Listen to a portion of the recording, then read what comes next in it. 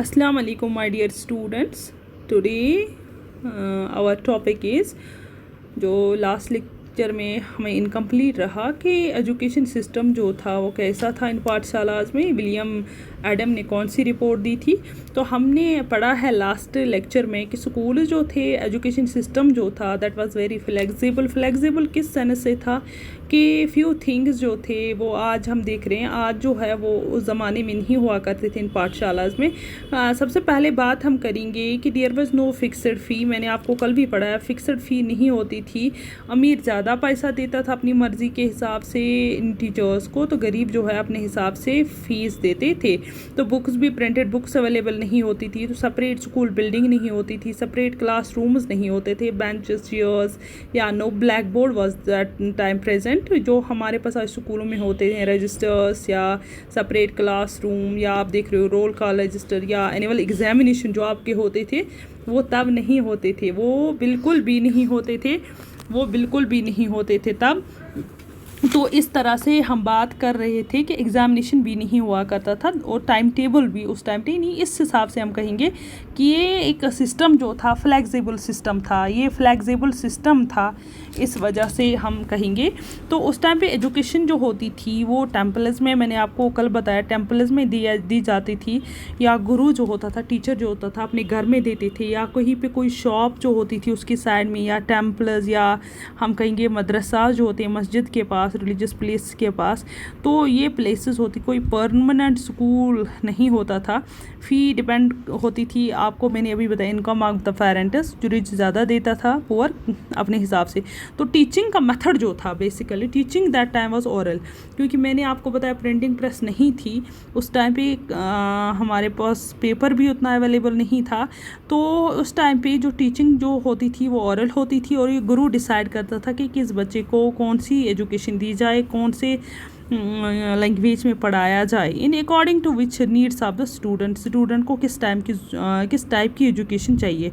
तो इस तरह से वो एक ही जगह पे सब, या बनियान ट्री होता था एक बहुत बड़ा ट्री, उसके सामने ये एजुकेशन दी जाती थी, उसके नीचे बैठ के। तो बच्चे जो है वहाँ पे इकट्ठे, वो उनमें कोई सेपरेट क्लासरूम नहीं होता था, सारे बच्चे इकट्ठे एक ही जगह बैठते थे, ग्रुप्स बनाते थे और एक ही साथ वो इंटरेक्ट करते थे। टीचर जो था सेपरेटली इंटरेक्ट हो जाता था बच्चों के साथ, तो एक ही करके उन ग्रुप्स को पढ़ाता था, डिफरेंट लेवल्स ऑफ लर्निंग। तो एडम जो है, एडम ने इस तरह से, विलियम एडम ने डिस्कवर किया कि इंडिया में जो एजुकेशन सिस्टम है, वर्नाक्युलर एजुकेशन जो अपनी लैंग्वेज में, that is very much flexible suited to the local needs. जो उनको अपने हिसाब से लोकल नीड है, ज़रूरत है वहाँ की, उस हिसाब से वो एजुकेशन दी जाती है।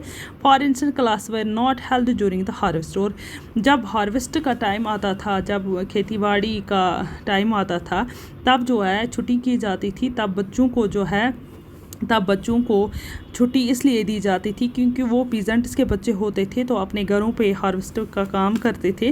तो हार्वेस्टिंग के बाद फिर से स्कूल जो है रीओपन हो जाते थे, और स्टूडेंट्स दिस पाठशाला वर स्टार्टेड वंस अगेन, जब crops had been cutted and stored, जब क्रॉप्स को कट किया जाता था और स्टोर किया।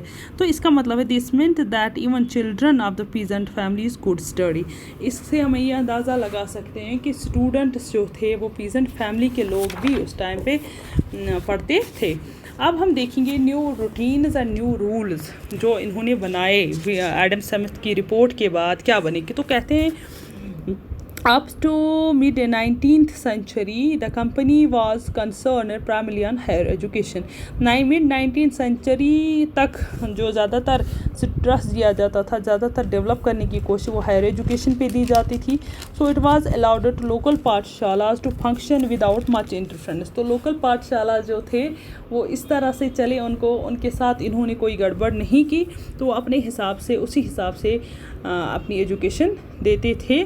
तो हायर एजुकेशन जो है अंग्रेज़ों ने उस पर ज़्यादा जोर दिया। After 1854 the company decided to improve the system of vernacular education. तो अब कंपनी को 1854 में ये लगा कि हमें अगर बदलाना है कुछ, तो हमें पहले नीचे से ही शुरू करना होगा। तो उन्होंने वर्निकुलर सिस्टम जो था लैंग्वेज का, वो उन्होंने कहा कि हाँ हम ख़त्म करेंगे। It felt that this could be done by introducing order with in the system, imposing routine, establishment rules, ensuring inspection. तो इस तरह से उन्होंने कहा हमें ये सिस्टम चेंज करना है, वर्नाक्युलर सिस्टम भी चेंज करना है, एजुकेशन का सिस्टम भी चेंज करना है। ये हम